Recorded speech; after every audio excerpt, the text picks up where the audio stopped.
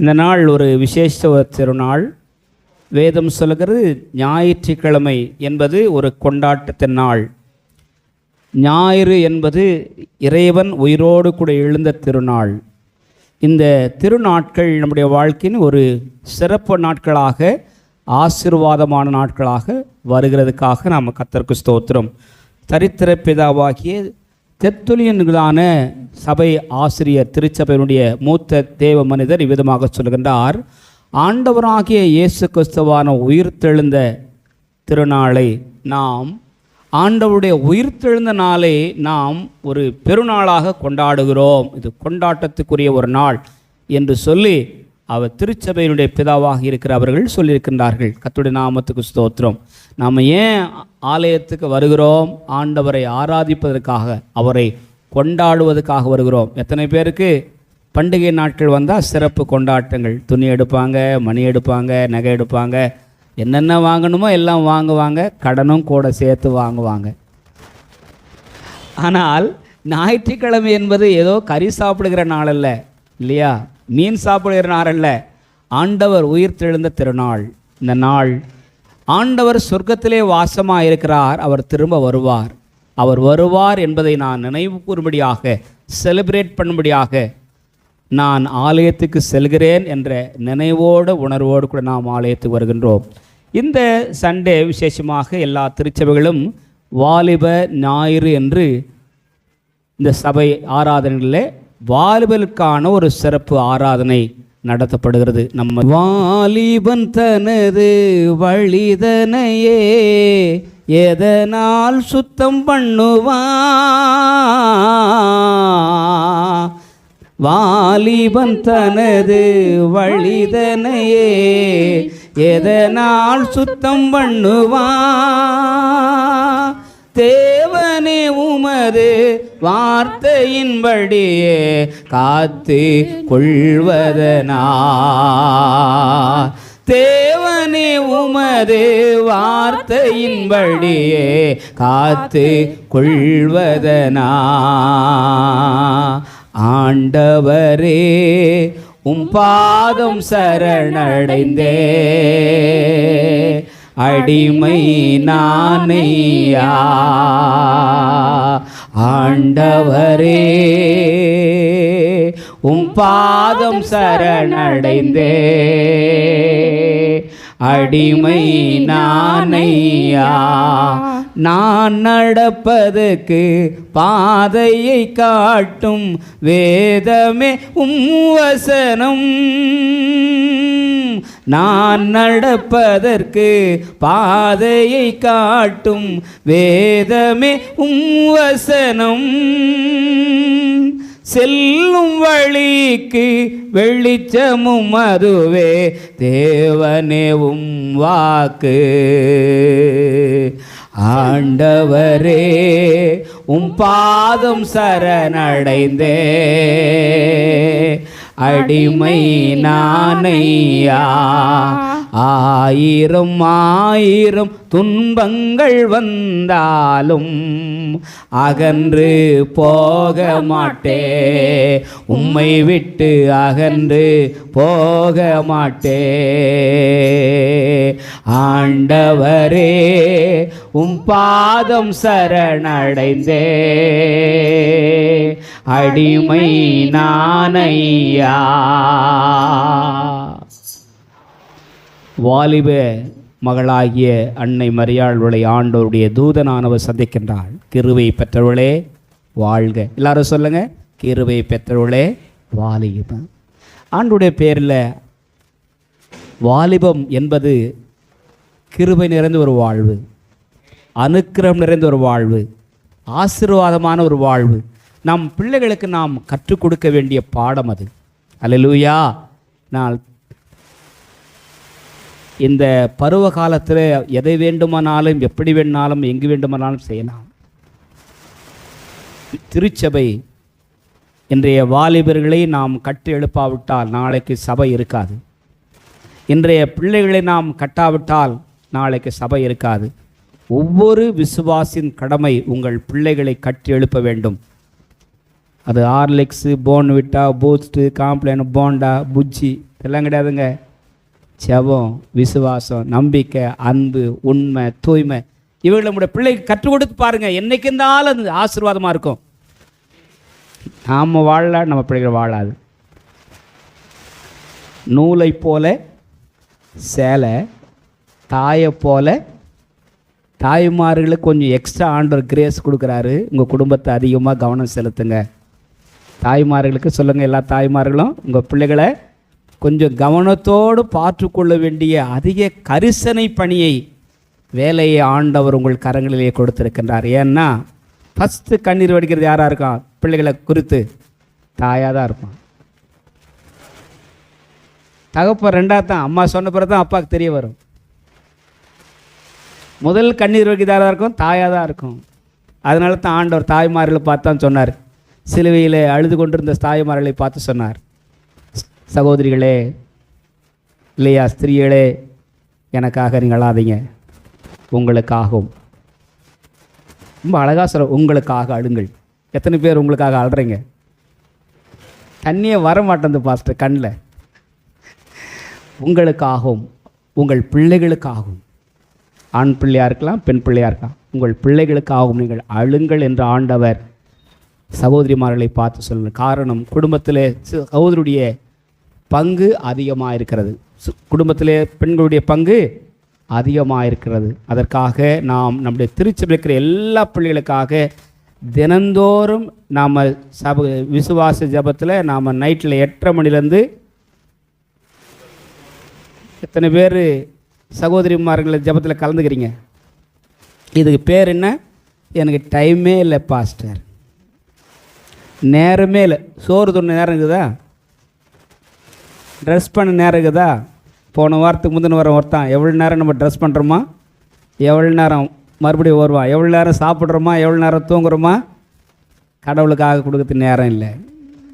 இன்றைய தலைப்பின் செய்தி, நீ ஆசீர்வாதமாக இருப்பாய். விசேஷமாக நான் ஆசீர்வாதமாக இருக்க வேண்டுமானால் எனக்குள்ள சுபாவங்கள், செயல்கள், சிந்தனைகள் எப்படி இருக்க வேண்டும்? Kind of counselling. இன்றைக்கு நமக்கு பெரிய பிரசங்கமாக இல்லாமல் கவுன்சிலிங், ஆலோசனை குறித்த ஒரு செய்தியை, சம்பவத்தை நான் சங்கீத அந்த காரியங்களை உங்களுக்கு பகிர்ந்து கொள்ள விரும்புகிறேன். கர்த்தருடைய நாமத்துக்கு ஸ்தோத்திரம். ஹல்லேலூயா. எத்தனை பேர் சர்ச்சில் இருக்கிறீங்க? எத்தனை பேர் சர்ச்சில் இருக்கிறீங்க? சில பேர் சர்ச்சில் இருக்கிற மாதிரி இருப்பீங்க, ஆனால் உங்கள் எண்ணம் சிந்தனை முழுவதும் எங்கே இருக்கும்? ஒன்று ரோட்டில் இருக்கும், இன்னொன்று வீட்டில் இருக்கும், அப்படி இல்லைன்னா ஒன்று கறி கடையிலையும் காய் கடையிலையும் இருக்கும். பக்கத்தில் பார்த்து சொல்லுங்கள், எங்கே இருக்கீங்க? சர்ச்சில் இருக்கிறீங்களா? Hello, price the Lord. எனக்காகவே யாவையும் செய்து முடித்தே, நன்றி நன்றே ஐயா. ரெடி? காகவே யாவையும் செய்து முடித்தே, நன்றி நன்றி ஐயா. என் பாவங்கள் யாவையும் சுமந்து கொண்டீரே, நன்றி நன்றி ஐயா. நன்றி ஐயா, நன்றி ஐயா, நன்றி ஐயா, நன்றி ஐயா, நன்றி ஐயா, நன்றி ஐயா, நன்றி ஐயா, நன்றி ஐயா. எனக்காகவே யாவையும் செய்து முடித்தே, நன்றி நன்றி ஐயா. என் பாவங்கள் யாவையும் சுமந்து கொண்டீரே, நன்றி நன்றி ஐயா. நான் எனது பிள்ளைக்கு நல்ல ஈவை தருகிறேன், பரமபிதா அதை பார்க்கிலும் கொடுத்திடுவாரே. நான் எனது பிள்ளைக்கு நல்ல ஈவை தருகிறேன், பரமபிதா அதை பார்க்கிலும் கொடுத்திடுவாரே. நினைப்பதற்கும் ஜெபிப்பதற்கும், நினைப்பதற்கும் ஜெபிப்பதற்கும் அதிகமாக தருபவரே, அதிகமாக தருபவரே, எனக்காகவே யாவையும் செய்து முடித்தே. நன்றி நன்றி ஐயா. என் பாவங்கள் யாவையும் சுமந்து கொண்டீரே. நன்றி நன்றி ஐயா. அன்றாடம் வேண்டிய ஆகாரம் தாருமே, தீமை என்னை அணுகாமல் காக்கும் தேவனே. அன்றாடம் வேண்டிய ஆகாரம் தாருமே, தீமை என்னை அணுகாமல் காக்கும் தேவனே. நினைப்பதற்கும் ஜெபிப்பதற்கும், நினைப்பதற்கும் ஜெபிப்பதற்கும் அதிகமாக தருபவரே, அதிகமாக தருபவரே, எனக்காகவே யாவையும் செய்து முடித்தே. நன்றி நன்றி ஐயா. என் பாவங்கள் யாவையும் சுமந்து கொண்டீரே. நன்றி நன்றி ஐயா.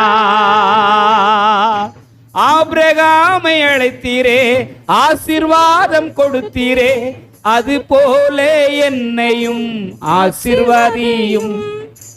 ஆபிரகாமை அழைத்தீரே, ஆசீர்வாதம் கொடுத்தீரே, அது போல என்னையும் ஆசீர்வாதியும். நினைப்பதற்கும் ஜெபிப்பதற்கும், நினைப்பதற்கும் ஜெபிப்பதற்கும் அதிகமாக தருபவரே, அதிகமாக தருபவரே, எனக்காகவே யாவையும் செய்து முடித்தே. நன்றி நன்றி ஐயா. என் பாவங்கள் யாவையும் சுமந்து கொண்டீரே. நன்றி நன்றி ஐயா. நன்றி ஐயா, நன்றி ஐயா, நன்றி ஐயா, நன்றி ஐயா, நன்றி ஐயா, நன்றி ஐயா, நன்றி ஐயா, நன்றி ஐயா, நன்றி ஐயா, நன்றி ஐயா. அல்லேலூயா. நம்முடைய நாட்களிலே கர்த்தர் நம்மை தெரிந்து கொண்ட நாட்களை திரும்பி பார்ப்போம். முதல்ல இயேசு உங்களை சந்தித்த நாள், நீங்கள் இயேசுவை சந்தித்த நாள். கொஞ்சம் ஒரு ஹைலைட்ஸ் பண்ணி பார்க்கங்களேன். ஆண்டவரை நான் தொட்ட நாள், ஆண்டவர் என்னை தொட்ட நாள், ஆண்டவருடைய விடுதலை பெற்ற நாள், ஆண்டவருடைய சுகவாழ்வை பெற்றுக்கொண்ட நாள். திரும்பி பாருங்கள், சிந்தித்து பாருங்கள். அன்பானவர்களே, கர்த்தர் இந்த பூமிக்கு நம்மை ஆசீர்வாதமாக வைத்திருக்கின்றார். ஆபிரகாமுடைய வாழ்க்கை சரித்திரத்தை நாம் பார்க்கும்போது வாசிக்கலாம். ஆதியாமத்தின் புஸ்தகம் 12ஆம் அதிகாரம் 1-3 வசனங்களை வாசிங்க. கர்த்தர் ஆபிரகாமை நோக்கி, நீ உன் தேசத்தையும் உன் இனத்தையும் உன் தகப்பனுடைய வீட்டையும் விட்டு புறப்பட்டு நான் உனக்கு காண்பிக்கும் தேசத்துக்கு போ. நான் உன்னை பெரிய ஜாதியாக்கி, நான் உன்னை பெரிய ஜாதியாக்கி உன்னை ஆசீர்வதித்து உன் பேரை பெருமைப்படுத்துவேன், உன் பேரை பெருமைப்படுத்துவேன். நீ ஆசீர்வாதமா இருப்பாய். எல்லாரும் கை தட்டி சொல்லுங்க, நான் ஆசீர்வாதமா இருப்பேன். அட கையே வர மாட்டேன் பாரு. சில பேருக்கு, நிறைய பேர் அப்படி இழுத்துனுங்கிறாங்க. சோக்கு அடிச்சுட்டு கையை கொடுத்துற கை தட்ட மாட்டேன்றோம். வாய் கோணையாக போயிடுது, கழுத்து கோணையாக போயிடுது, தலை கோணையாக போயிடுது.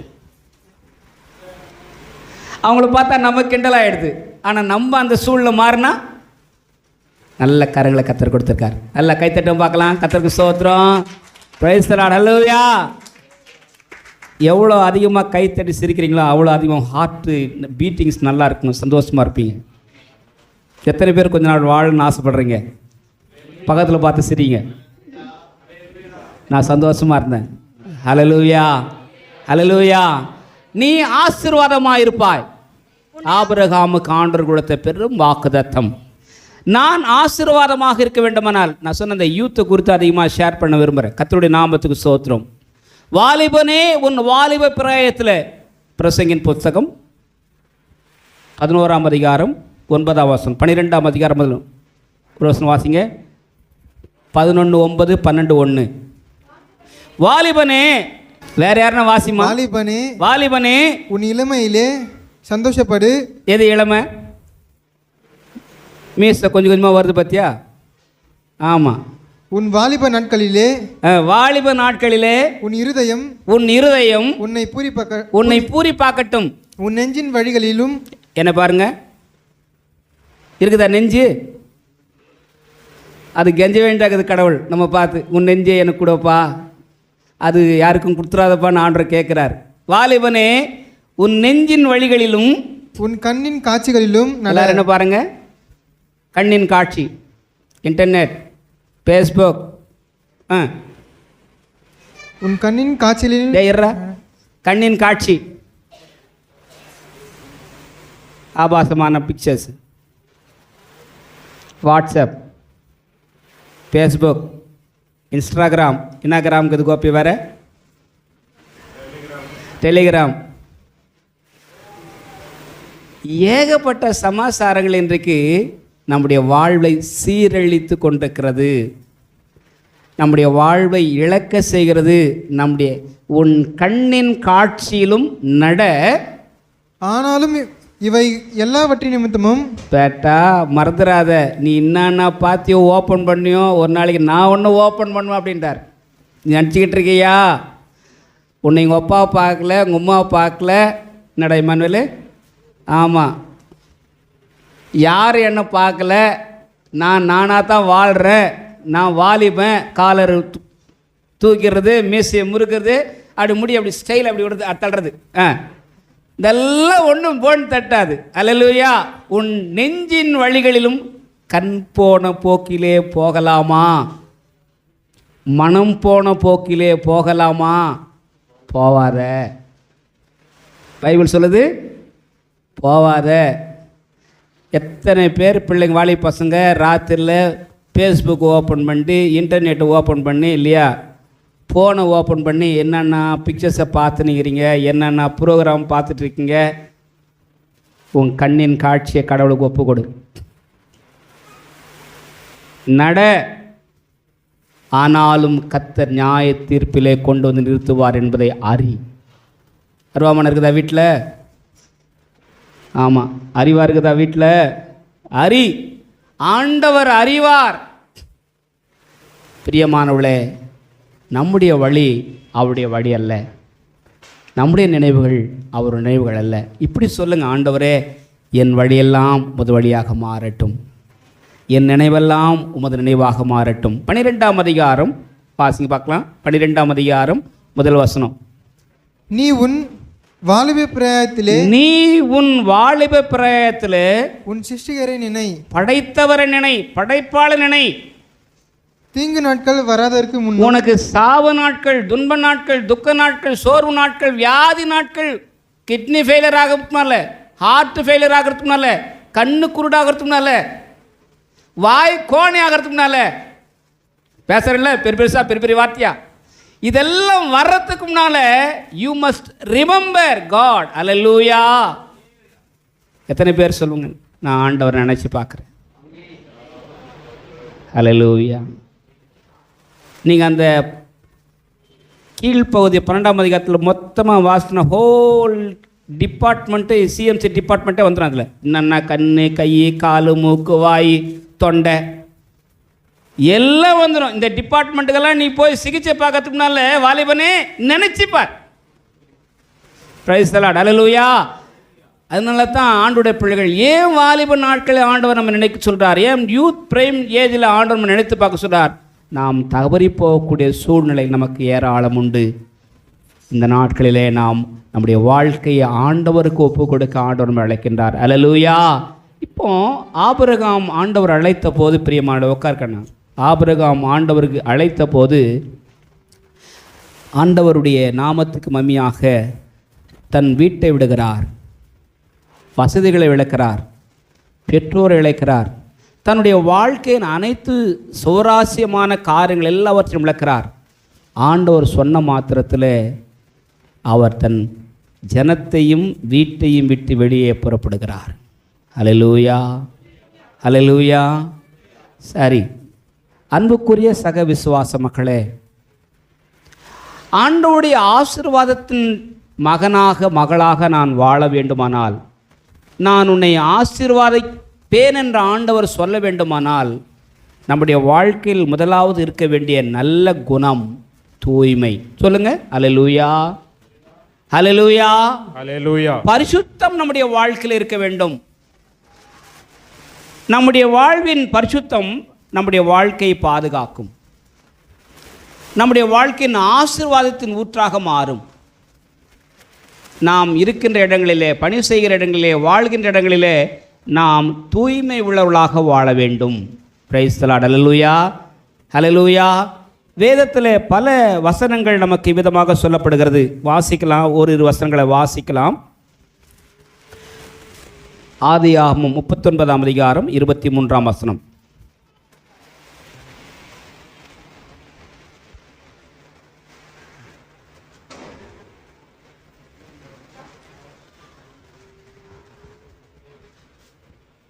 கர்த்தர் யோசேப்போடே இருந்தார், கர்த்தர் அவனோடு இருந்தபடியினாலும், கர்த்தர் அவனோடு இருந்தபடினாலும், அவன் எதை செய்தானோ அதை கர்த்தர் வாய்க்க பண்ணினபடியினாலும், அவன் கர்த்தர் வாய்க்க பண்ணினபடினாலே அவன் வாசமாயிருந்த யாதொன்றையும் குறித்து சிறைச்சாலை தலைவன் விசாரிக்கவில்லை. போர்த்திபார் சிறைச்சாலையின் அதிகாரி அவனுக்கு கீழிருந்த அதிகாரத்தின் கீழிருந்த ஒன்றை குறித்தும் விசாரியாமல் அவன் முழுமையாய் நம்பினான். தன்னுடைய வாலிப பருவத்தை கர்த்தருக்கென்று அவன் தூய்மையாய் காத்து கொண்டான். அவனுக்கு ஒரு பிரச்சனை நடந்தது. போத்திபாருடைய மனைவி அவனுடைய தூய்மையை கெடுப்பதற்காக, அவனுக்கு களங்கம் விளைப்பதற்காக, அவன் பேரை கெடுப்பதற்காக தவறான திட்டமிட்டாள். ஆனால் வேதம் சொல்கிறது, யோசேப்பு தன்னுடைய பொறுப்பிலே கவனம் செலுத்தினான். தான் ஒரு அடிமை, ஆண்டவரால் அபிஷேகம் பண்ணப்பட்டவன், ஆண்டவர் என்னை அழைத்திருக்கிறார். தன் வாழ்க்கையை ஆண்டவருக்கு ஒப்பு கொடுத்தான். தவறு செய்யக்கூடிய சூழ்நிலை அந்த வாலிப பருவத்தில் வந்தபோதும் கூட கர்த்தர் என்னை பார்க்கிறார் என்று சொல்லி தன் தூய்மையை காத்து கொண்டான். அல்லேலூயா. தன்னுடைய பரிசுத்தத்தை காத்து கொண்டான். ஏன் அவன் தன்னை தூய்மைப்படுத்தி கொண்டான்? அவனுக்கு தெரியும், யெகோவா தெய்வம் ரொம்ப மோசமானவர், இந்த யாவே ஆண்டவர் ரொம்ப பொல்லாதவர், அவருக்கு விரோதமாக நம்ம தவறு செய்தால் அவர் சும்மா இருக்க மாட்டார். அவர் நம்மை தட்டி கேட்கக்கூடியவர், தண்டிக்கக்கூடியவர். அவருக்கு விரோதமாக நான் ஆண்டவருக்கு விரோதமாய் பாவம் செய்வது எப்படி என்று தன்னுடைய தூய்மையை அவன் காத்து கொண்டான். 1 பேதுருவின் புஸ்தகம் 1ஆம் அதிகாரம் 15ஆம் வசனமும் 16ஆம் வசனம் சொல்கிறது, கர்த்தர் சொல்கின்றார், நான் பரிசுத்தமுள்ளவராயிருக்கிறது போல நீங்களும் பரிசுத்தமுள்ளவர்களாயிருங்கள். Be holy because I am holy. வாசிக்க பார்க்கலாம், அந்த வசனத்தை எல்லாரும் சேர்ந்து வாசிக்கலாம். உங்களை அழைத்தவர் பரிசுத்தமாக இருக்கிறது போல நடக்கைன்னு என்ன? My walk, my talk. நான் நடந்து போகிற விதம், நான் பழகுகின்ற விதம், நான் பேசுகின்ற விதம், மை லைஃப் ஸ்டைல். பேசுகிற வார்த்தைங்க சுத்தமாக இருக்கணும். வேதம் சொல்கிறது, உங்கள் வாயிலிருந்து கெட்ட வார்த்தைகள் ஒன்றும் புறப்படலாக. பக்கத்தில் சொல்லுங்க, கெட்ட வார்த்தை பேசாத,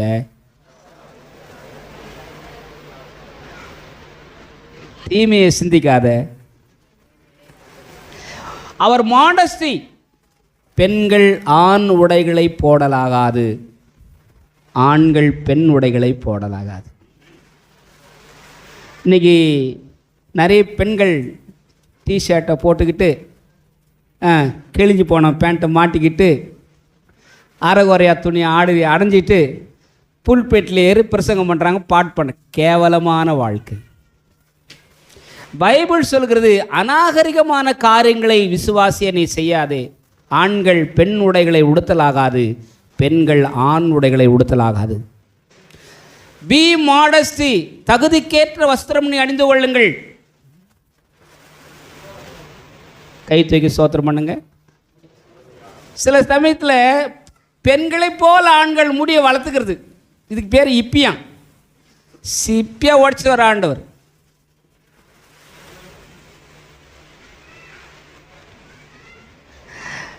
நம்முடைய உடையிலே தூய்மை இருக்க வேண்டும். நைட்டி போட்டு சர்ச்சுக்கு வரலாமா? கோயிலுக்கு போகலாமா? போனால் என்ன தப்பு? போகக்கூடாது, ரைட்டு. போனால் என்ன தப்பு? அவர் தப்பிடுவார் மேலே இருக்கிறவர். ஹல்லேலூயா. நம்முடைய நடை உடை பாவனை தூய்மையாக இருக்க வேண்டும் என்று ஆண்டவர் விரும்புகின்றார். இந்த காலத்தில் பிரியமானவர்களே, நம்முடைய கண்ணியத்தை, நம்முடைய கடமையை, நம்முடைய தூய்மையை நாம் பாதுகாக்க வேண்டும். கர்த்தர் சொல்லுகின்றார், 12ஆம் அதிகாரம் ரோமருக்கு நிருபம் முதல் வசனம் வாசிங்க. எபிரேயர் புஸ்தகம் 12ஆம் அதிகாரம் 14ஆம் வசனம் வாசிங்க.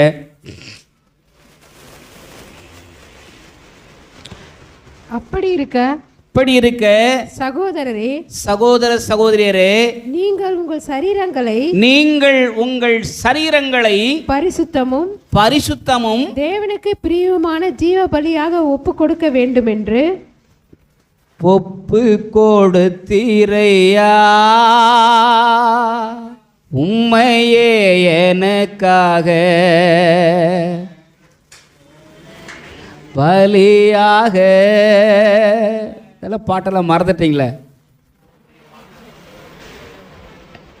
உங்கள் சரீரங்களை ஆன்மீக பலியாக, ஆவிக்குரிய பலியாக தேவனுக்கு ஒப்பு கொடுங்கள். ஏன் சாப்பிட்றதுல கூட ஒரு மனுஷன் தன் தூய்மையை காத்துக்கொள்ளணும். எத்தனை பேர் வீட்டில் டேபிளில் சாப்பிட்றீங்க?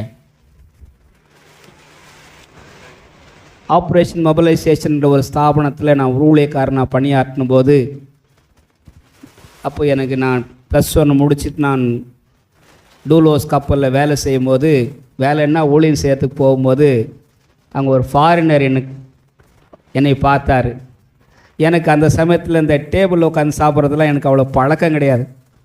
டேபிளில் உட்காந்து சாப்பிடும்போது சாப்பாட்டை ஃபுல்லாக அப்படி பிசைஞ்சேன்.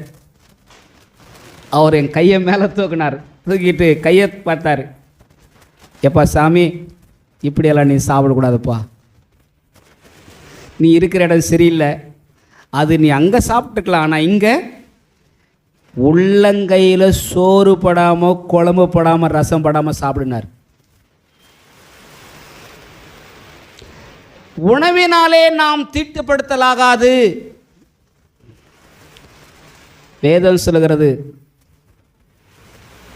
காய்கறி பதார்த்தங்கள்லாம் கொண்டு வந்து வச்சுட்டு 10 நாள் நீங்கள் பாருங்கள், நாங்கள் காய்கறியை சாப்பிட்டாலே நல்லா இருப்போம், ராஜாவுடைய தீட்டு சாமான்களை உணவனங்களை சாப்பிட மாட்டோம்னு சொல்லி நிராகரித்தார்கள். சாத்ராக், மேஷாக், ஆபேத்நேகோ, தானியேலை போன்றவர்கள். நாங்கள் தவறான உணவு முறையை நாங்கள் கையிட மாட்டோம். துரித உணவு நம்ம துரிதமாக சேர்த்துறோம். எதெல்லாம் துரித உணவு?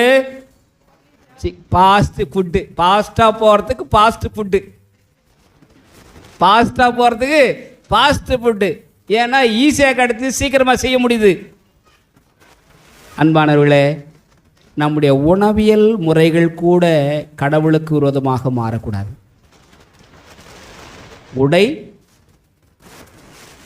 உணவு, உள்ளம் ஆண்டவருக்கு முன்பாக தூய்மையாக இருக்க வேண்டும். கையை தூக்கி சொல்லுங்கள், அல்லேலூயா.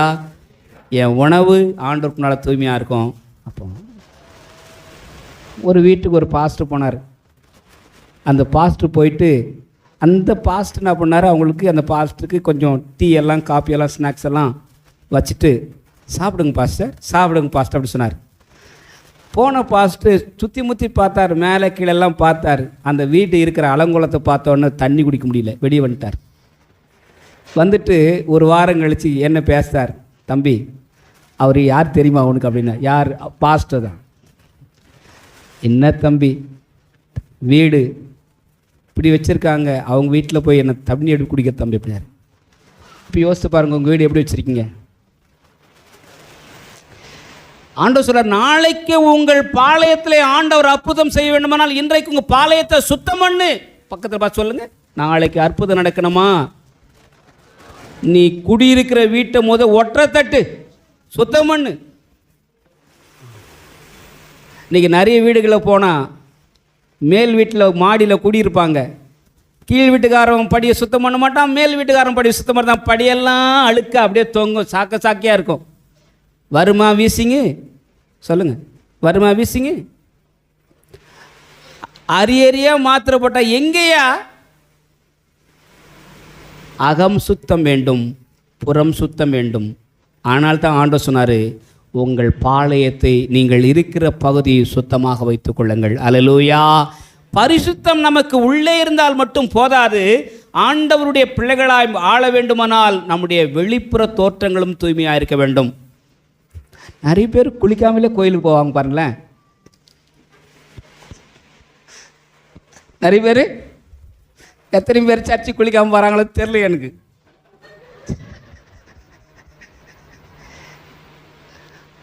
உங்களை சுத்தம் பண்ணிக்கொள்ளுங்கள் ஆண்டுகிறார். அல்லேலூயா. காரணம் நான் சுத்தமாக இருக்கிறேன். அல்லேலூயா. நாம் ஆலயத்துக்கு வர்றதுக்கு முன்னால் யோசிக்கணும், முகம் கழுவிட்டு ஆலயத்துக்கு வந்தால் பத்தாதுங்க, உடல் முழுவதும் கழுவிட்டு வரணும். கர்த்தருக்கு ஸ்தோத்திரம். அல்லேலூயா. அதிகாலையில் இருட்டோடு எழுந்து, ஆதிகால பெண்கள் காலையில் எழுந்து குளித்து கணவனை சந்திப்பார்கள், காப்பியோடு கூட தண்ணியோடு கூட. ஆனால் இந்த காலத்து பிள்ளைங்கள் கணவன் மாலையில் காலையில் எழுந்து காலையில் டீ போட்டு மனைவியை சந்திக்கிறார்கள். காலம் மாறிவிட்டது. அம்மா எழுந்துக்குமா இவர் எழுப்புவார், டீ போட்டு எடுத்துன்னு பெட்ரூம் போயிட்டு. நல்ல காலம் பிறக்குது நம்ம வீட்டுக்கு. நம்முடைய மாடஸ்டி, நம்முடைய லைஃப் ஸ்டைல் நாம் மாறணுங்க. Price the Lord. அல்லேலூயா. ஆண்டவர் சொன்ன, நீ ஆசீர்வாதமாக இருப்ப. எப்படி ஆசீர்வாதப்பார், என் வீடு, என் வாசல், என் வாழ்க்கை, என் வார்த்தை சுத்தமாக இருக்க வேண்டும். அல்லேலூயா. இப்படி நான் ஆரோக்கியம் உள்ள ஒரு மகனாக வாழும்போது, தூய்மையை கடைபிடிக்கும் போது நான் ஆசீர்வாதமாக இருப்பேன். சொல்லும் பகல நான் தூய்மையாக இருந்தால் ஆசீர்வாதமாக இருப்பேன். அல்லேலூயா. அல்லேலூயா. எப்போதுமே சுத்தம் சோறு போடும். எப்படிங்க போடுமா? என்ன ரெபேக்கா, என் மகளை கேட்குறேன், ஏன்னா தமிழ் வார்த்தை சில தான் புரியாது அவருக்கு, கஷ்டம் இல்லை. ஏன் சுத்தம் சோறு போடும் சொன்னாங்க ஏஞ்சல்? சுத்தம் எங்கன்னா சோறு போடுமா? லேப் படிச்சிருக்கிறப்பா நீ கூட. ஏன் சுத்தம் சோறு போடும்? காஞ்சிபுரம் போனால் காலாட்டினே சாப்பிட்லாமா? போங்க காலாட்டினமா சாப்பிடுங்க.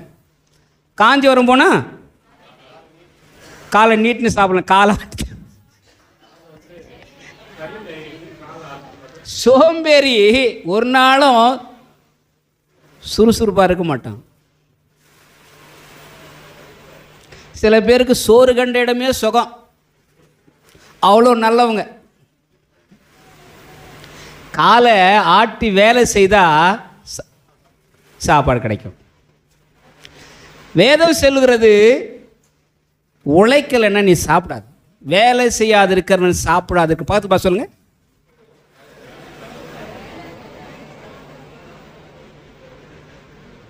என்ன வேலை? வேலை செய்யாது இருக்கிறவன் ஏதாகிற ஒரு வேலையை செய்ய, ஜோலி பண்ணியா. ஆண்டவருக்கு உண்மையாக சொல்கின்றேன்.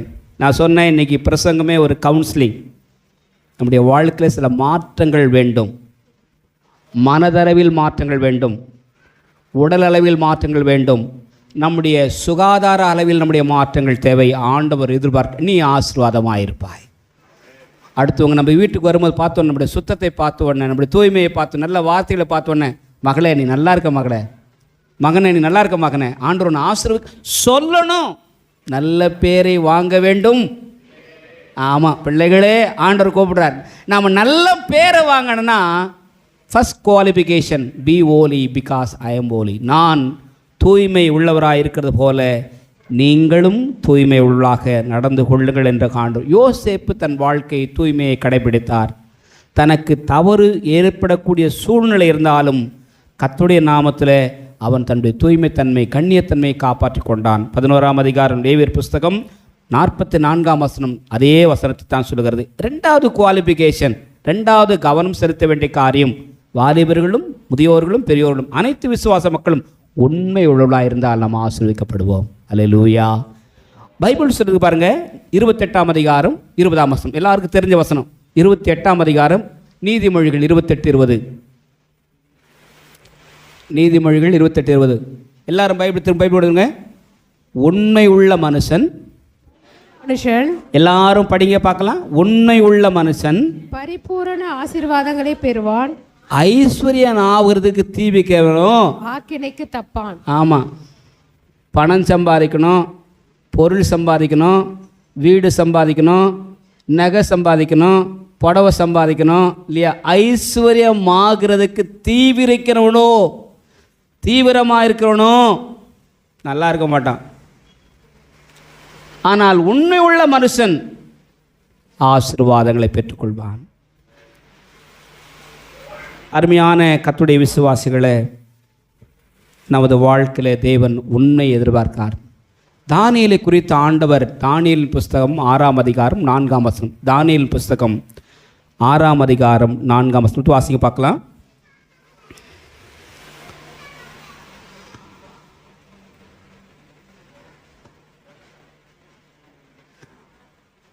எல்லாரும் பைபிளை திறக்கணுன்றதுக்காகத்தான் இப்படி ஒரு சான்ஸை உருவாக்கி கொடுக்குறேன். தரங்க.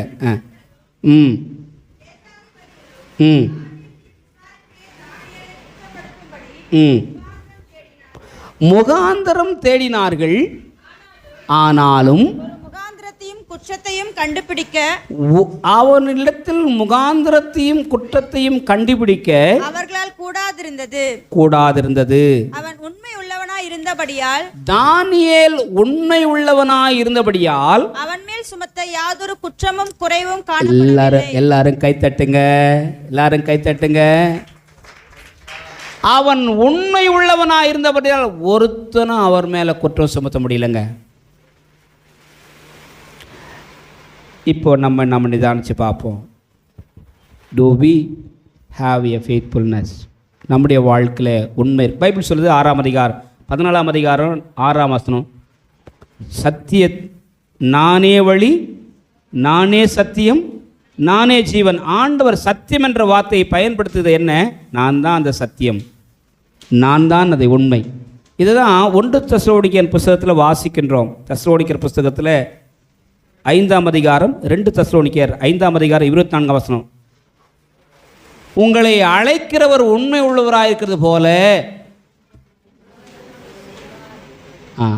சொன்ன ஆண்டவர் இங்கே சொல்கிறாரு.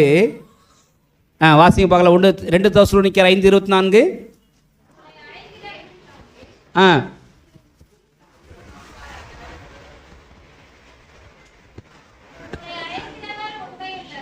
உங்களை அழைக்கிறவர் உண்மை உள்ளவர், அவர் அப்படியே செய்வார். உண்மை என்பது கடவுளுடைய குணங்களில் ஒன்று, ஆண்டுடைய சுபாவங்களில் ஒன்று. நான் ஆசீர்வாதமாக இருக்க வேண்டுமானால் என் வாழ்க்கையில் உண்மைத்தன்மை இருக்க வேண்டும். சொல்லுங்கள், வாய்த்தரன்னு சொல்லுங்கள். என் வாழ்க்கையில் உண்மைத்தன்மை இருக்கு. உன் மனைவிக்கு உண்மையாக இருக்கிறியா? உன் கணவருக்கு உண்மையாக இருக்கிறியா? உன் டியூட்டியில் உண்மையாக இருக்கிறியா? உன் பிள்ளைகளுக்கு உண்மையாக இருக்கிறியா? பேர பிள்ளைகளுக்கு உண்மையாக இருக்கிறியா? கர்த்தர் நம்மை பார்த்து கேட்கின்றார். உண்மை உள்ளவர்கள் பரிபூர்ண ஆசீர்வாதங்களை பெறுவார்கள். தீமோத்தேயுவின் புஸ்தகத்தில் 1ஆம் அதிகாரம் 12ஆம் வசனத்தில் கர்த்தருடைய வார்த்தை சொல்லுகிறது, என்னை பலப்படுத்துகிற கர்த்தராகிய இயேசு கிறிஸ்து, பவுல் எழுதுறார் பாருங்க, அவர் என்னை உண்மை உள்ளவன் என்று எண்ணி, எல்லாரும் கை தூக்கி சொல்லுங்க, என்னை உண்மை உள்ளவளாக ஆண்டவர் பார்க்கிறார். என்னை உண்மை உள்ளவனாக ஆண்டவர் பார்க்குறார். இப்போ சொல்லுங்க, உங்கள் சர்ச்சுக்கு உண்மையாக இருக்கிறீங்களா? உங்கள் பாஸ்டருக்கு உண்மையாக இருக்கிறீங்களா? உங்களை அழைத்த ஆண்டவருக்கு உண்மையாக இருக்கிறீங்களா? உங்கள் வீட்டில் உண்மையாக இருக்கிறோமா? ஆண்டவர் இன்றைக்கு நம்முடைய வாழ்க்கையில் நாம் ஆசீர்வதிக்கப்பட்டவர்களாக இருக்க வேண்டுமானால், அன்புக்குரிய விசுவாச மக்களே, நாம் உண்மை உள்ளவர்களாக இருக்க கர்த்தருடைய நாமத்திலே நான் உங்களை கேட்டுக்கொள்கிறேன். தாவீது விதமாக சொல்லுகின்றார். 51ஆம் சங்கீதத்தில் 6ஆம் வசனம் வாசி பார்க்கலாம். 51:6 தாவீது விதமாக கேட்கிறார் ஆண்டவரிடத்தில், உள்ளத்தின் உண்மை இருக்க விரும்புகிறீர், உள்ளத்தில் உண்மையாயிருக்க விரும்புகிறீர், அந்த காரணத்தில் ஞானத்தை எனக்கு தெரியப்படுத்துவீர். அந்த காரணத்தின் ஞானத்தை எனக்கு, அந்த காரணத்தில் உள்ளத்தில் மேல் வசனத உள்ளத்தில் உண்மையா ஆண்டவருடைய ஆசை நாம உண்மையா இருக்கணுமா?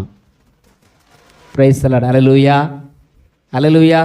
முதல்ல சொன்ன நீ ஆசீர்வாதமாய் இருப்பாய் என்ற ஆண்டவர் சொன்னது காரணம், தூய்மையாயிரு, நீ ஆசீர்வாதமாக இருப்பாய். ரெண்டாவது, அவர் லைஃப் ஸ்டைல், நம்முடைய வாழ்வியல் குணவியல் மாற்றங்கள், நாம் உண்மையாக இருக்கும்போது ஆசீர்வாதமாக இருப்போம். நம்ம தேடி போவோன்னா ஆசீர்வாதம் நம்ம தேடி வர. எத்தனை பேர் ஆசீர்வாதம்? அல்லேலூயா. ஆண்டவர் வேதம் சொல்லுது, அவர் உண்மை உள்ளவராக இருக்கிறார், நாமும் உண்மை உள்ளாக இருக்க கர்த்தர் நம்மை அழைக்கின்றார். மூன்றாவதாக, சாந்த குணம் உள்ளவர்களாய் நம்ம வாழ்க்கையில் இருக்கணுங்க. எப்போ பார்த்தாலும் கடுன்னு பார்க்கறது, முறைக்கிறது, ஆடே மேலு கடாவே மேலு. நம்ம கோபம் வரேன் அடித்தவங்கள எரிச்சிடும், அப்படியே பசமாக போயிடுவான். மனைவி புருஷனை பார்த்து முறைக்கிறதும், புருஷன் மனைவி பார்த்து முறைக்கிறதும், ரெண்டு பேரும் சேர்ந்து அந்த பிள்ளைகளை பார்த்து முறைக்கிறதும் ஊடு காடாக மாறிடும். நாட்டில் எங்கே நம்ம குடி இருக்கிறது? இங்கே திகிதான வீடு பத்துன்னு எரியும்.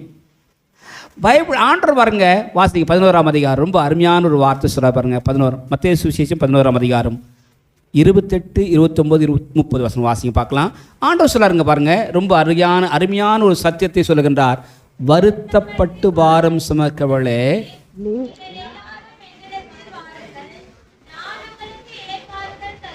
அடுத்த வசனம் எல்லாரும் சொல்லுங்க, எல்லாரும் சொல்லுங்க, ஆண்டவர் எப்படிப்பட்டவரா?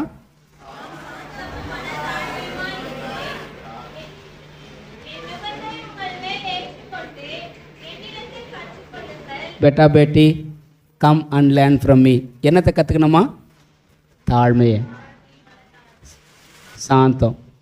எல்லாரும் சொல்லுங்க, என்னத்தை கற்றுக்கணுமா? எத்தனை பேர் தாழ்மையாக இருக்கிறீங்க? சாந்த குணமுள்ளவர்கள் பாக்கியவான்கள், அவர்கள். பைபிளை தருங்க, பைபிள் எடுங்க. சாந்த குணமுள்ளவர்கள் பாக்கியவான்கள், ஆசீர்வதிக்கப்பட்டவர்கள். அவங்க என்ன எப்படிப்பட்டவங்களா? 5ஆம் அதிகாரம். சாந்த குணமுள்ளவர்கள் பாக்கியவான்கள், அவர்கள் பூமியை கொஞ்ச நாள் இந்த பூமியில் வாழலாம், சுதந்திரமாக இருக்குமா. இல்லைன்னா இருக்கிற பூமியை நம்ம விட்டுட்டு என்ன பண்ணுவோம்? வாழுவோமா? இந்த பூமியிலே நாம் சுதந்திரமாய் வாழ வேண்டுமானால், சுகமாய் வாழ வேண்டுமானால், நாம் ஒவ்வொருவருக்கும் இருக்க வேண்டிய குணம் சாந்தம். பிரியமானவர்களே, மோசே குறித்து என்னாகும் 12ஆம் அதிகாரம் 3ஆம் வசனம், என்னாகும் 12ஆம் அதிகாரம் 3ஆம் வசனத்துக்கு, மோசே என் வீட்டில் எங்கும் சாந்த குணமுள்ளவனாயிருந்தான். Price the Lord. அல்லேலூயா. வாசி பார்க்கலாம். மோசேயானவன் பூமியில் உள்ள சகல மனிதரிலும் மிகுந்த சாந்த குணம் உள்ளவனாயிருந்தான். பூமியில் உள்ள சகல மனிதர்களை பார்க்கிலும் சாந்த குணமுள்ளவனாயிருக்கின்றான். நீங்கள் எபிரேயர் புஸ்தகத்தில் 3ஆம் அதிகாரத்தில் 2ஆம் 3ஆம் வசனம் பார்த்தீங்கன்னா, மோசேயானவன் பூமியில் உள்ள சகல இடத்துல அவன் உண்மை உள்ளவராக இருந்தான். இந்த உண்மையும் சாந்தியும் ஒன்னோடு ஒன்று பிணைஞ்சிருக்குங்க. சகோதரனே,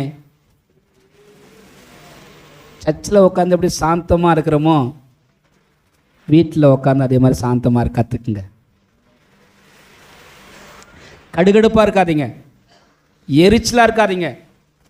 தேவனால் அனுப்பப்பட்ட பொல்லாத ஆவி சவுலுக்குள் நுழைஞ்சான், எரிச்சல் அடைஞ்சானா.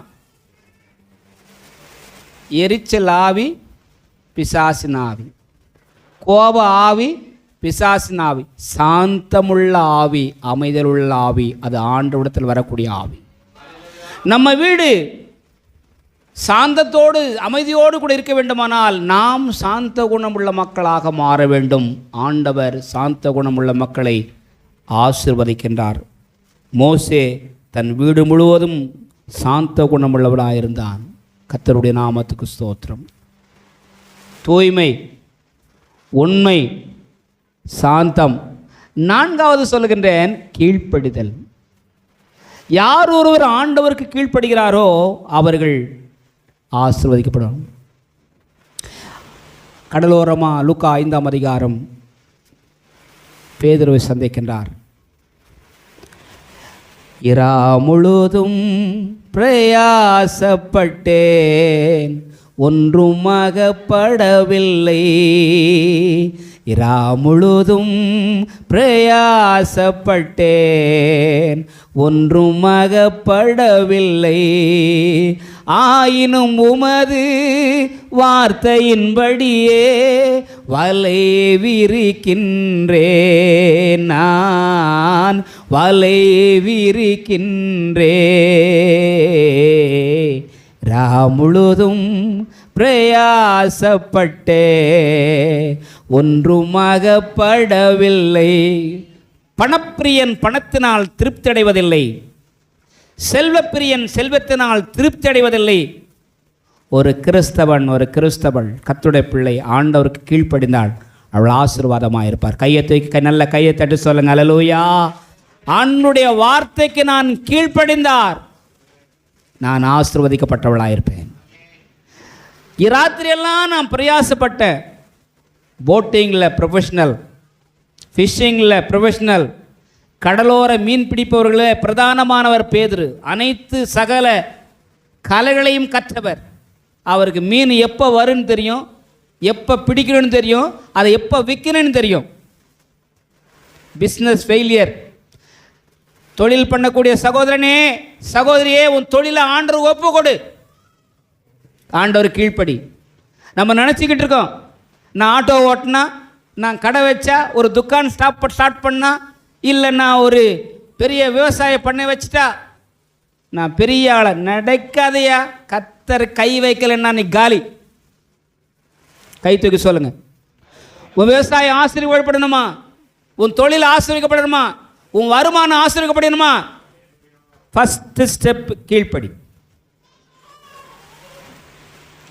பேதுரு வலையை விட்டான், தொழிலை விட்டான், அவனுடைய மீன்பிடியை விட்டான், படகை விட்டான்.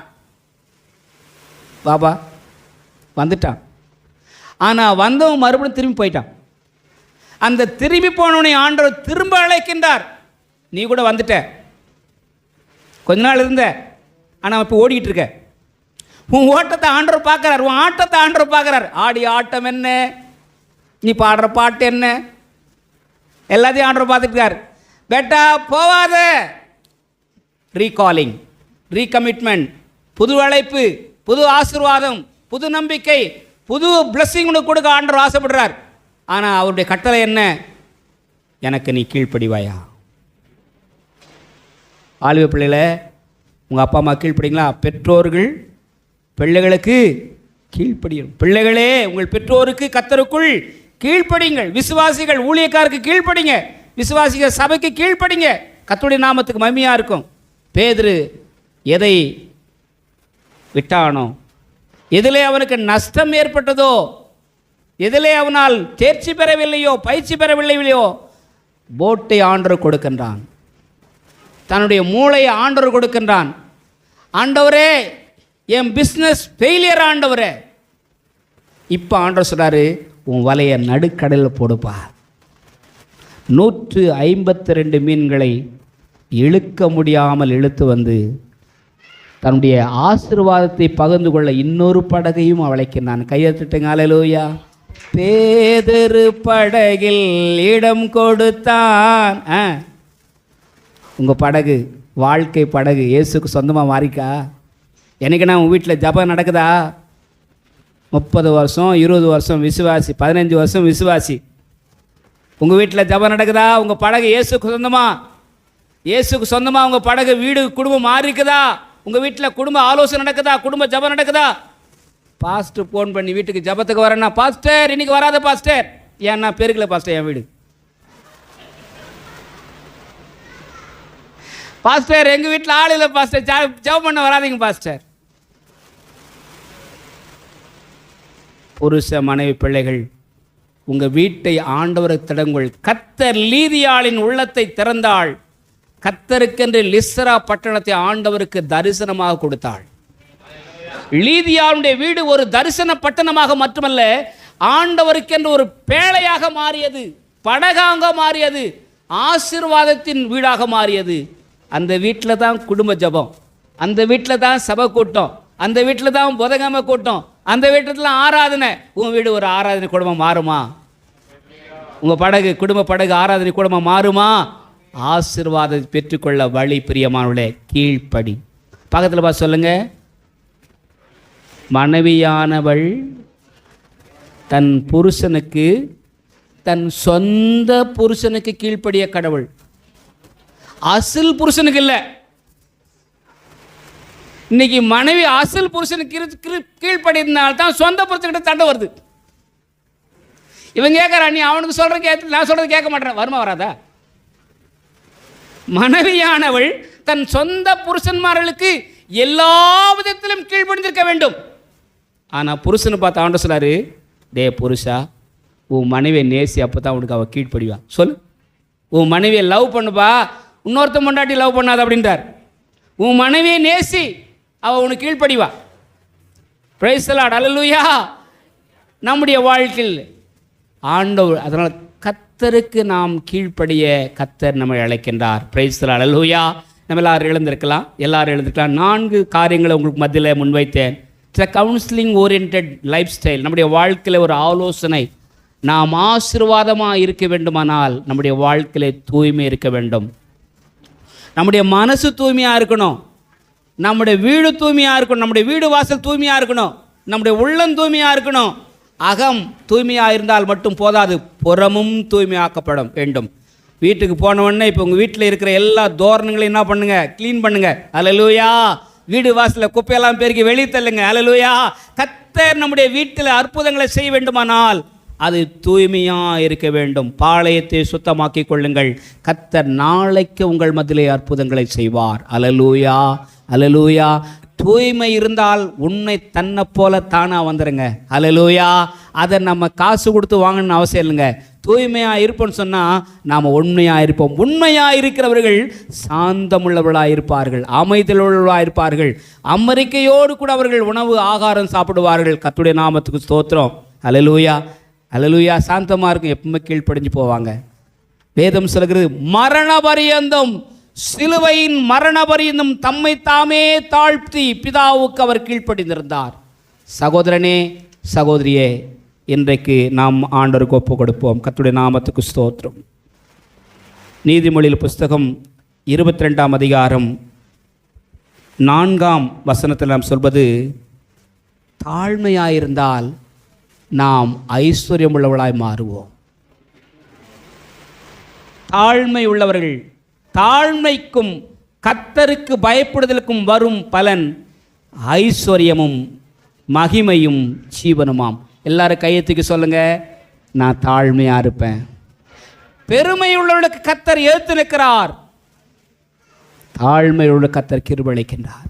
எத்தனை பேருக்கு ஆண்டவருடைய கிருபை பெற்றுக்கொள்ள ஆசைப்படுறீங்க? ஆலயத்துக்கு வந்திருக்கீங்க, ஆசீர்வாதத்தை பெற்றுக்கொள்ள வந்திருக்கீங்க. பிரியமானவர்களே, ஆண்டவர் ஆபிரகாமை பார்த்து சொன்னார், நீ ஆசீர்வாதமாக இருப்பார். எல்லாரும் சொல்லி சிரிச்சுமா சொல்லுங்க, நான் ஆசீர்வாதமாக இருப்பேன், நான் ஆசீர்வாதமாக இருப்பேன், நான் தாழ்மையாக இருப்பேன், சாந்தமாக இருப்பேன், கீழ்ப்படிவேன். அல்லேலூயா. நான் உண்மையாக இருப்பேன், நான் தூய்மையாக இருப்பேன். இந்த குணங்கள் நம்முடைய வாழ்க்கையில் செயல்படுமானால் கர்த்தர் உன் பேரை பெருமைப்படுத்துவார். நீ அநேகருக்கு ஆசீர்வாதமாக இருப்ப. கண்களை மூடலாமா? கர்த்தருக்கு ஸ்தோத்திரம் பண்ணுங்க. அல்லேலூயா. ஓ, உடைக்கப்பட்ட நேரத்தில் எல்லாம் என்னை உருவாக்கிய கிருபை இது. உடைக்கப்பட்ட நேரத்தில் எல்லாம் என்னை உருவாக்கிய கிருபை இது. கிருபையே கிருபையே மாறாத கிருபையே கிருபையே கிருபையே மாறாத நல்ல கிருபையே. உங்க கிருபைதான் என்னை தாங்குகின்றது. உங்க கிருபைதான் என்னை நடத்துகின்றது. உங்க கிருபைதான் என்னை தாங்குகின்றது. உங்க கிருபைதான் என்னை நடத்துகின்றது. ஒன்றுமில்லா நேரத்தில் எல்லாம் எனக்கு உதவி செய்த கிருபை இது. ஒன்றுமில்லா நேரத்தில் எல்லாம் எனக்கு உதவி செய்த கிருபை இது. கிருபையே கிருபையே மாறாத நல்ல கிருபையே கிருபையே கிருபையே மாறாத நல்ல கிருபையே. உங்க கிருபைதான் என்னை தாங்குகின்றது. உங்க கிருபைதான் என்னை நடத்துகின்றது. உங்க கிருபைதான் என்னை தாங்குகின்றது. உங்க கிருபைதான் என்னை நடத்துகின்றது. நீ ஆசீர்வாதமாயிருப்பாய். உன் நிமித்தம் உன் குடும்பம் ஆசீர்வதிக்கப்படும். உன் நிமித்தம் உன்னோடு கூட வேலை செய்கிறவர்கள் பணி செய்கிறவர்கள் ஆசீர்வதிக்கப்படுவார்கள். உன் நிமித்தம் உன் சந்ததி ஆசீர்வதிக்கப்படும். கர்த்தர் உன் சந்ததியை காண வைப்பார். வேதம் சொல்கிறது, சீயோன் கர்த்தர் உன்னை ஆசீர்வதிப்பார். நீ எருசலேமின் வாழ்வை காண்பாய். கையத்துக்கு சொல்லுங்க, சீயோனின் ஆசீர்வாதம் எனக்கு வந்து சேரும்.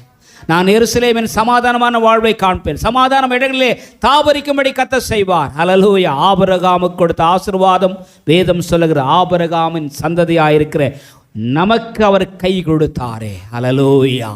ஆபிரகாமின் சந்ததியாயிருக்க நமக்கு அவர் கை கொடுத்திருக்கிறார். எதற்காக? நம்மை ஆசீர்வதிப்பதற்காக. நல்ல பிதாவே, நாங்கள் நன்றியோடு துதிக்கின்றோம். ஆமாண்டவரே, நாங்கள் இந்த பூமிக்கு ஆசீர்வாதமாயிருக்க எங்களை அழைத்திருக்கின்றீர். ஆண்டவரே, விலையேற பெற்றுமுடைய ரட்சிப்பை எங்களுக்கு கொடுத்திருக்கின்றீர். உமது பிள்ளைகளாக எங்களை மாற்றிருக்கின்றீர். ஒரு புது மார்க்கத்திலே நாங்கள் சேர்க்கப்பட்டிருக்கிறோம் ஆண்டவரே. ஒரு சபையிலே சேர்க்கப்பட்டிருக்கிறோம் ஆண்டவரே. உம்முடைய மந்தையிலே எங்களை அழைத்து கொண்டு சேர்த்திருக்க சுவாமி. ஆமாண்டவரே, நாங்கள் அநேகருக்கு ஆசீர்வாதமாயிருப்போம். எங்கள் கைகள் திறப்படும் ஆண்டவரே, ஆசீர்வதிக்கப்பட்டிருப்போம் ஆண்டவரே. ஆண்டவரே, நாங்கள் அநேகருக்கு கொடுப்போம் ஆண்டவரே. கர்த்தருடைய வார்த்தை சொல்லு, நீயோ கடன் வாங்காதிருப்பாய், கர்த்தர் உன் கடன் கொடுப்பாய். ஹல்லேலூயா. வேதம் சொல்லுகிறது, கர்த்தர் உன்னை வாளாக்காமல் தலையாக்குவார். கையை தூக்கி சொல்லுங்க, நான் வாளாயிராம தலையாயிருப்பேன். நான் கடன் வாங்க மாட்டேன், கடன் கொடுப்பேன். கர்த்தர் என்னை ஆசீர்வதிப்பார். நான் இருக்கிற தேசத்துக்கு நான் ஆசீர்வாதமா இருப்பேன். இருக்கிற தெருவில் நான் ஆசீர்வாதமா இருக்கிறேன். இருக்கிற வீட்டு ஓனருக்கு நான் ஆசீர்வாதமா இருப்பேன். ஹல்லேலூயா. என் கணவருக்கு நான் ஆசீர்வாதமா இருப்பேன். என் மனைவிக்கு நான் ஆசீர்வாதமா இருப்பேன். என் பிள்ளைகளுக்கு நான் ஆசீர்வாதமா இருப்பேன். ஹல்லேலூயா. ஆண்டவரே, உம்முடைய நாமத்தில் உம்முடைய ஊழியக்காரர்கள் மக்களை ஆசீர்வதிக்கிறேன். கடன்கள் மாறட்டும், துன்பங்கள் மாறட்டும், வேதனைகள் மாறட்டும், வலிகள் மாறட்டும். யாரெல்லாம் எந்தெந்த தேவைகளோடு ஆலயத்தை நோக்கி வந்திருக்கார்களோ ஆண்டவரே, அவள் எல்லாரும் இயேசு கிறிஸ்துவின் அதிகார நாமத்திலே ஆசீர்வதிக்கப்படுவார்களாக. உமது நாமத்திலே கர்த்தாவே, எங்களை உண்மை உள்ளவர்கள் என்று அழைத்திருக்கிறீர் சாமி. அநேக விஷயங்களிலே நாங்கள் தவறு செய்யக்கூடியவர்கள். ஆனால் இன்றைக்கு கர்த்தர் எங்களை அழைத்த அழைப்பை நாங்கள் திரும்பி பார்க்கிறோம். நாங்கள் உண்மை அற்றவளாயிருந்த போதிலும் தேவன் எங்களுக்கு உண்மை உள்ளவராயிருக்கிறீர். ஹல்லேலூயா. ஒரு நாளும் எங்களை கைவிட மாட்டீர் சுவாமி. உம்முடைய நாமத்தில் நம்முடைய பிள்ளைகளை வாழ்த்தி ஆசீர்வதித்து அனுப்புகின்றேன். எங்கள் ஜெபங்கள் எல்லாம் ஏற்றுக்கொண்டதற்காக நன்றி சொல்கின்றோம். இயேசு கிறிஸ்துவின் நாமத்தில் வேண்டுகிறோம் நல்ல பிதாவே, ஆமென். நம்முடைய ஆண்டவராகிய இயேசு கிறிஸ்துவின் கிருபையும் பிதாவாகிய தேவனுடைய அன்பும் பரிசுத்த ஆவியானுடைய ஐக்கியமும் சமாதானமும் ஆறுதலும் அனைவரோடும் வர தடைப்பட்டதான கர்த்தருடைய பிள்ளைகள் ஒவ்வொருவரோடு கூட இன்றும் என்றும் சதா காலத்தில் நிலைத்திருப்பதாக. ஆமென். என் ஆத்துமாவே கர்த்தரை ஸ்தோத்திரி, முழு உள்ளமே பரிசுத்த நாமத்தை ஸ்தோத்திரி.